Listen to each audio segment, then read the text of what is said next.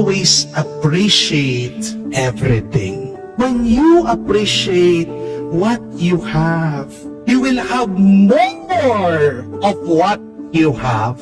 Remember that.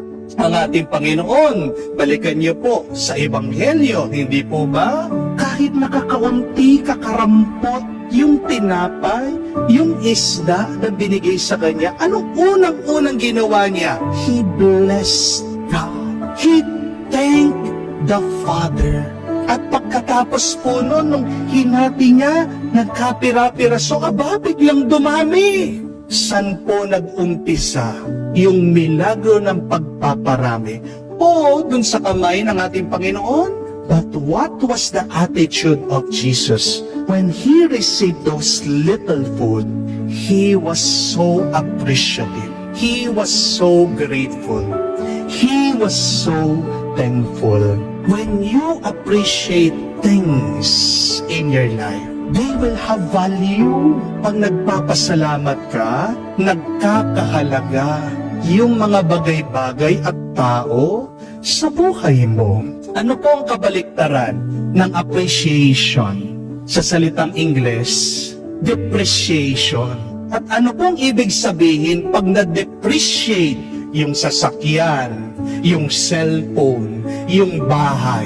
Ibig po sabihin, bumaba yung value. Nawala na po ng halaga. Tingnan niyo po, pag nag-a-appreciate ka, tumataas yung halaga.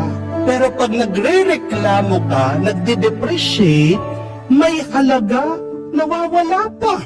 Ang buhay, mga kapatid, huwag po kayo mag-alala kung up and down yan. Kasi, kung gusto mong dire-diretso lang ang buhay, anong ibig sabihin? Flatline ka. Pupunta po kayo sa hospital. Pag sinabi nilang flatline na yung tao, nang ibig sabihin, patay na. Wala nang buhay yan. Pag merong kang pag-angat, merong bumababa, huwag kang mag-alala. Kasi kahit na yung pagbaba mo, ma-excite ka, masabik ka, dahil ang susunod dyan ay papataas na.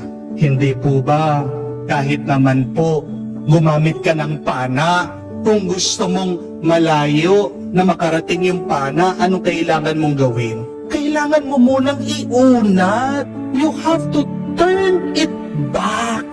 Kaya nga kahit na meron kayong mga setbacks sa inyong buhay, huwag kayong mapanghinaan ng loob. Dahil yung mga kabiguan, yung mga problema, yung mga pagsubok o paghihirap, paraan yan ng Diyos para mas bendisyonan Kanya. Amen? Hindi po darami ang grasya sa buhay mo kung wala kang pagpapahalaga dito. God will only give you more if you appreciate it more. Halimbawa po, darami ba yung pera na ibibigay ng Diyos sa iyo? Kung yung dun sa kakaunting pera mo pa lang ngayon, hindi ka na marunong magpasalamat sa Kanya, tagre-reklamo ka pa. Paano ka bibigyan na magandang bahay ng Panginoon? Eh dyan pa lang sa bahay mo, hindi mo na inaayos, hindi mo na nililinis. Paano ka papagalingin ng Diyos kung sa pangangatawan mo pa lang ngayon ay hindi mo na iniingatan? Paano itutuwid ng Diyos yung pag-ugali ng iyong asawa kung hindi mo naman nakikita, pinapasalamatan yung mga mabubuting nagawa na niya? Di po ba? The more that you appreciate your life, the more that it will become more valuable.